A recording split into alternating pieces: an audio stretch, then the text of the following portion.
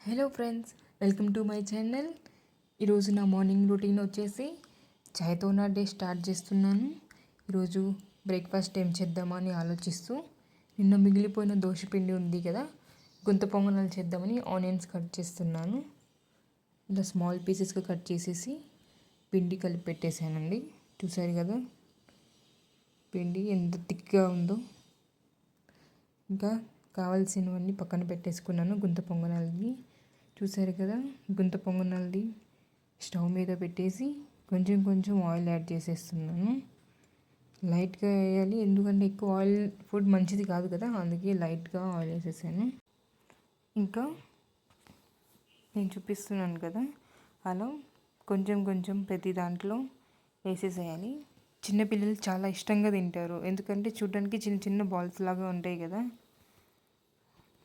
Taste కూడా బాగుంటుంది. ఇలాగా గుంత పొంగనాలు తయారు చేసుకోవాలి.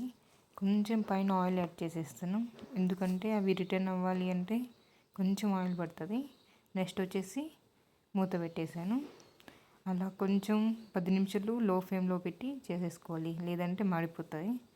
చూసారు కదండి, అయిపోయింది. నేను తిప్పేది మీకు చూపించలేదు, చూసారు కదండి. నేను ఒక చాకు తీసుకొని కొంచెం అలా అలా చేసేసాను, అన్నీ అలా రిటర్న్ వేసేసాను.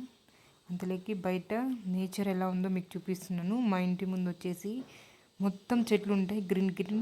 అక్కడ చూపించాను కదా, అక్కడ గవర్నమెంట్ స్కూల్ ఉంది చిన్నపిల్లలకి. ఇంకా అక్కడ ఆవులు కూడా ఉన్నాయి చూడండి, లోపల తోలున్నారు ఆవుల్ని. మొత్తం గ్రీన్ గ్రీన్ ఉంటుంది, నాకు చాలా ఇష్టం. బయటికి వస్తే మంచి గాలి వస్తుంది, ఎంతసేపు కూర్చున్నా బోర్ అవ్వదు. చూసారు కదండి, ఒక ఆవు వెళ్తుంది అలా. ఇంకా నేను పుణెలో చూపించేది 8:39కి మా వాతావరణం అలా ఉంటుంది. మార్నింగ్ వచ్చేసి చల్లగా మొత్తం మంచు కురుస్తుంది. తప్పకుండా నెక్స్ట్ వీడియోలో 6 to 7కి మా వాతావరణం, పూణే వాతావరణం ఎలా ఉంటుందో మీకు కంపల్సరీ చూపిస్తాను. చూసారు కదండి ఎండ లోపలికి ఎలా వస్తుందో. మార్నింగ్ సోఫా దగ్గరికి వస్తుంది, ఇప్పుడు కొంచెం కింద దాకే వచ్చింది.